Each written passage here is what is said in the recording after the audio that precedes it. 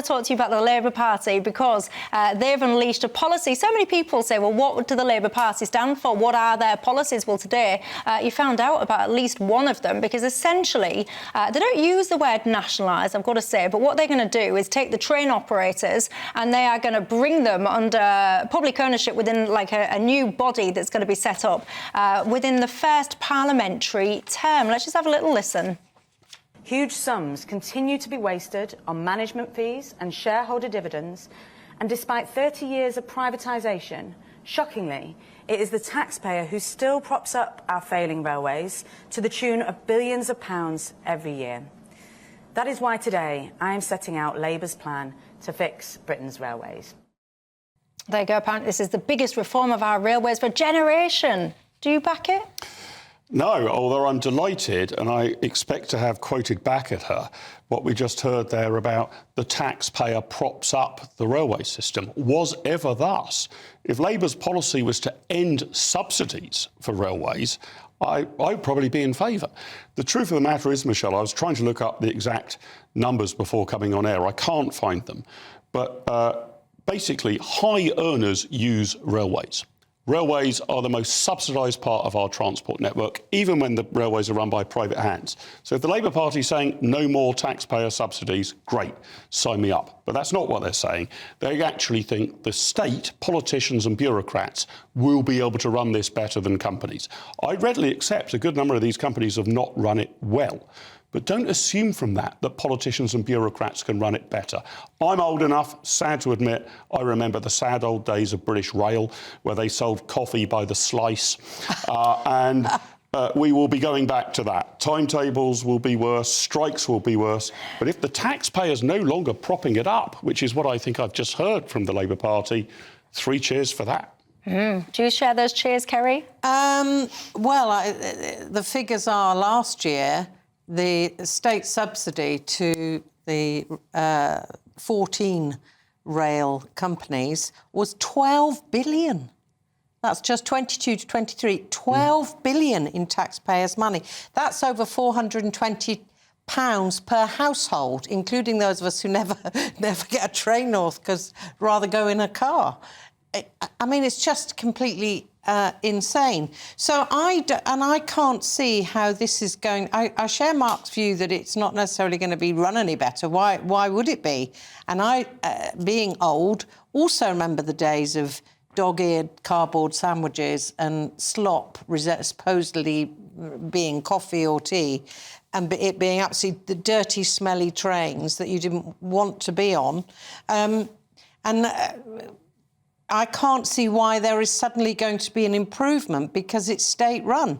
I'm not against state-run industries where they make sense. But I don't see how this... Why should this be some great vote winner? I don't know who is going to get excited by it. Well, there's a lot of people that don't like well, not people, but organisations and the people that run them and the investors that have the shares in them. A lot of people don't like people making money off essential services, if you like, utilities. Like, loads of people are getting in touch and saying to me now about water.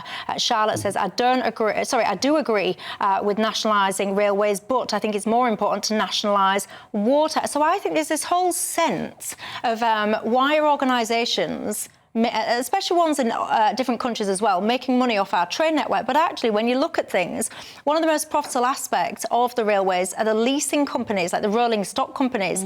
And the Labour plan, it is still actually to lease those carriages from those organisations. Now, I don't imagine that those organisations are suddenly going to take a massive hit to their profits. So surely these profits are still going to be going out to these organisations in parts. Well, as we've just heard, it's nearly impossible to make a profit running railways. I mean, if you end the state subsidies, the railway lines in Britain will close, almost all of them. There's virtually no piece of track that is profitable. There'll be some, but very, very, very little.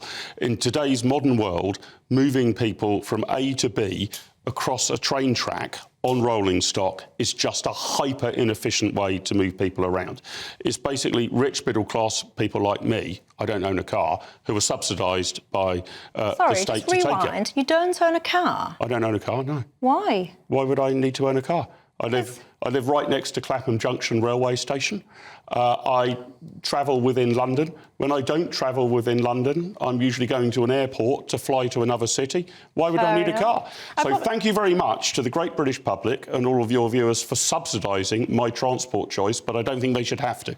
I assume everyone's like me, that absolutely needs a car, because the amount of junk, I'm like a travelling circus with my kid, the amount of junk that I transport along with me, there's no way I could do without my car. But a lot of you guys at home, perhaps you'll have your rail cards, you're saying. A lot of people use the networks and they're essentially the higher earners, but you get the seniors among you will get a nice discount with a rail card.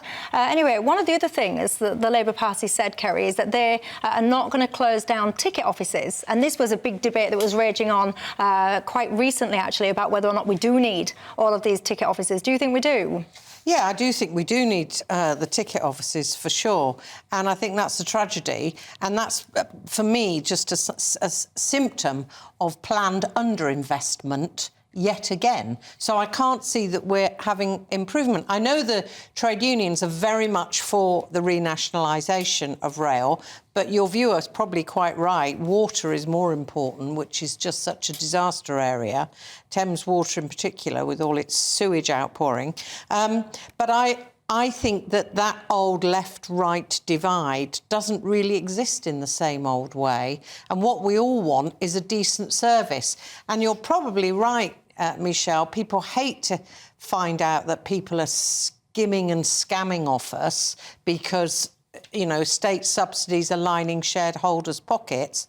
But I'm not even sure that that really happened. And Labour isn't touching that because, as you say, they're not privatising the only profitable bits. Well, Baroness Jacqueline Foster, regular viewers will know she is often a panellist on this programme. She just sent me a message on Twitter saying if we were still in the EU, none of this would be permitted because railways across the EU have had to comply with the rail liberalisation regulations, in brackets, the railway packages, and can no longer be fully nationalised. So is this essentially a Brexit benefit? Well, it might be a Brexit disbenefit. Yeah, well, I don't ever have breakfast on a train. It's disgusting. It may be a disbenefit, but I don't see why Europe should set how we in Britain run our railways. We might screw it up ourselves or make them brilliant ourselves. But there shouldn't be any EU railways legislation. It should be up to each country to work out how to run their railways. And look, the age-old problem here, Michelle, sorry to be an economics nerd, but that's what I am. In all of these areas, the question is, can you bring in competition? Because if you can, then markets work. We used to have a single nationalised airline, British Airways. Now we've got a whole multitude of them. You might like some and you might not like others, but they compete. Same with supermarkets, they compete. Bit harder to get competition into the rail sector because usually people are only using one line. You know, I want to get from Clapham Junction to Victoria every day. There's not a whole plethora of different services. Much harder with water. You don't tend to switch off your water supply and get it from somewhere else. But the aim here is to get proper competition into these things that look like natural monopolies in order to get all of the benefits of the market and to get away from politicians running things. There's no example, in my view, of politicians running a major industry successfully. And my first piece of evidence is the National Health Service. Do you agree with that? Also, as well, Labour was saying that they're going to have a best price guarantee, essentially, so you can always get your tickets for the cheapest price. But I'm really tight, so I buy split ticketing now. So instead of buying from A to B, I will buy, from A to D, I will buy A to B, B to C, C to D, whatever. So I'm interested to see whether or not this best price guarantee will actually match those split ticket prices or not. Lots of people are getting in touch, actually, and saying that... I mean, I would say, actually, you're pretty split.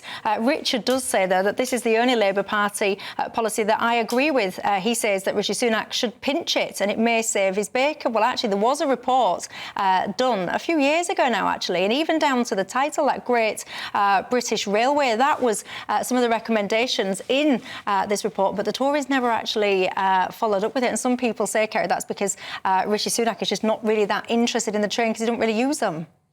Well, May or may not be, but I don't think we've seen a huge amount of evidence of Rishi Sunak or the Conservatives solving a lot of our infrastructure problems. I mean, look at the mismanagement around the whole HS2 thing. Talk about wasting billions in failed rail.